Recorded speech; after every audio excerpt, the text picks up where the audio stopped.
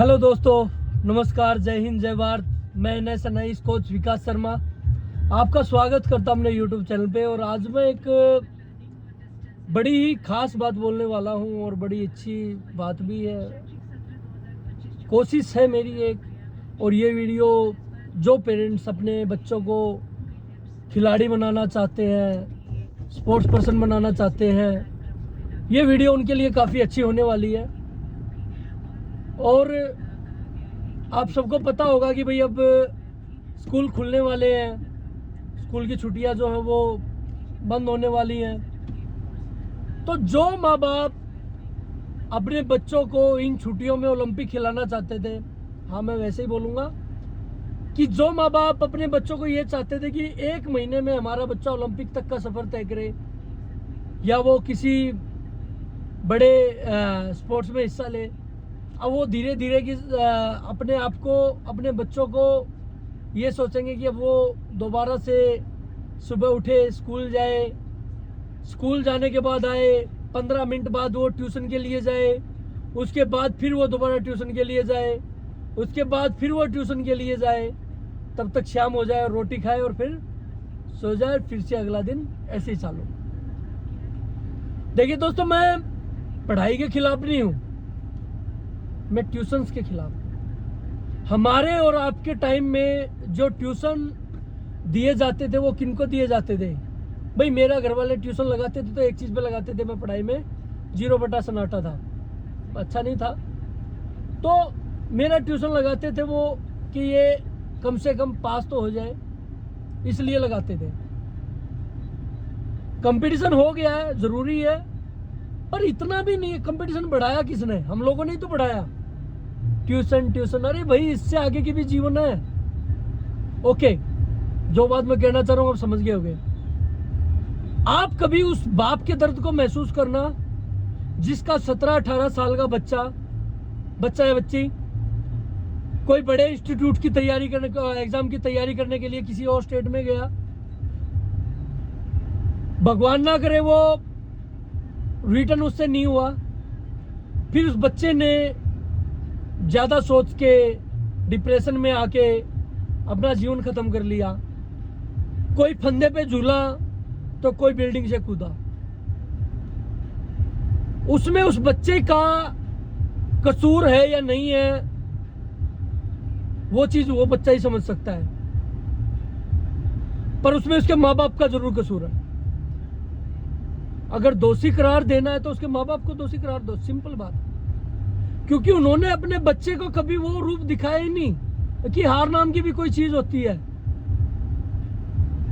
School से आने के बाद बच्चा ट्यूशन गया, वो हो गया 90% वाला हो गया, अनुभव कुछ था नहीं। जो आपका एग्जाम लेता है, जो आपका इंटरव्यू लेता है, जो आपका, मैं देखो फिर कह रहा हूं, मैं ज्यादा पढ़ा इतना वो नहीं हूं कि भाई मैं IIT के लेवल की बात करूं, पर मैं महसूस कर सकता हूँ चीज़ें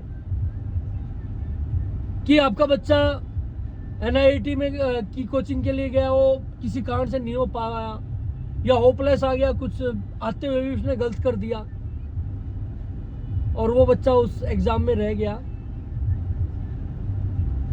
तो उसने गलत कदम उठाया। और पेरेंट्स ने कभी उसको ये नहीं दिखाया कि बेटा कोई बात नहीं, अगर आप जीते तो भी जीवन आपका, अगर आप हारे तो भी जीवन आपका।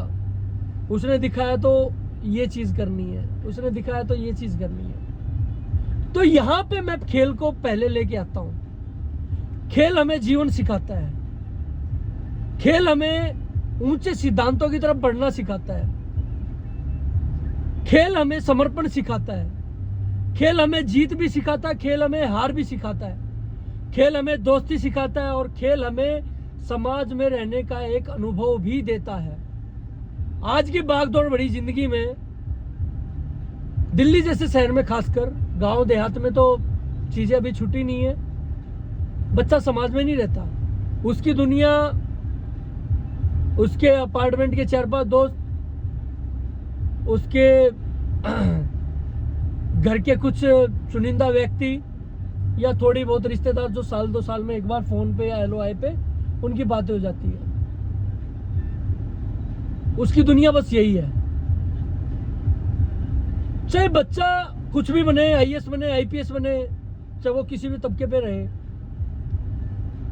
उसको रहना समाज में ही है। वो समाज से ही सीखता है, समाज से ही वापिस कर देता है। अच्छा सीखता है तो अच्छा देता है, और बुरा सीखता है तो बुरा देता है। वो मिट्टी वाली कहावत सबने सुनी होगी कि भाई कोई भी माँ बाप अपने बच्चों को किसी भी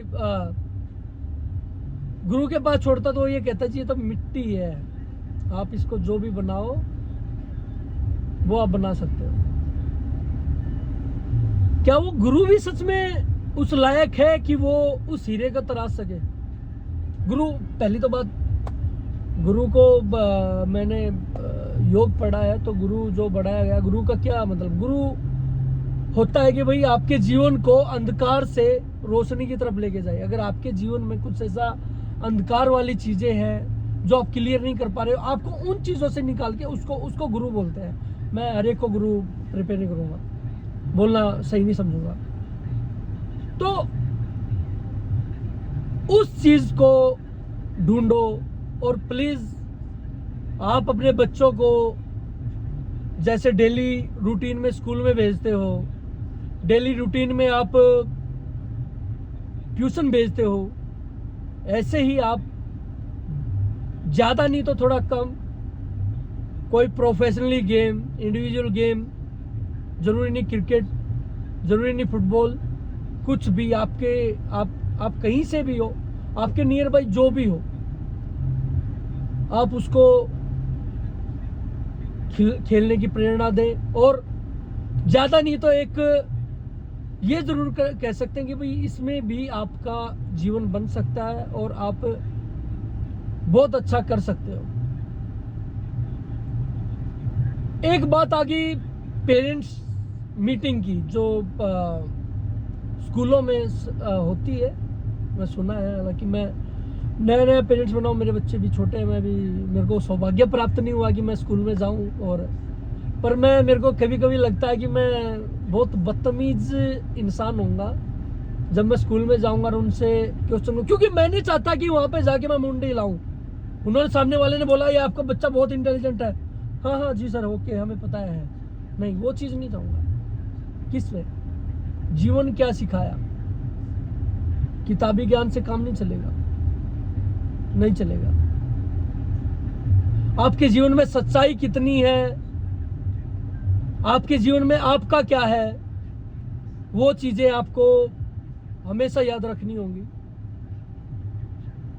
जब भी आप अपने बच्चों के पेरेंट्स मीटिंग में जाएं, आप स्कूल में जाएं, थोड़े बदतमीज भी होके देख लो भाई। तमीज और बदतमीज एक ही तो रस्सी का पहलू है, एक सिरा तमीज का, एक सिरा बदतमीजी का है। बदतमीजी वो वाली बात नहीं है, पर कम से कम आप क्वेश्चन तो कर सकते हो भाई, आप पूछ तो सकते हो। स्कूलों में भी खेल के नाम पे क्या है, बिल्डिंगें। मैं दिल्ली की कहानी नहीं है, पूरे देश में फैलती जा रही है। और खेल के नाम पे क्या है, टाइकवांडो, हाँ हूँ। खेल के नाम पे क्या है, दो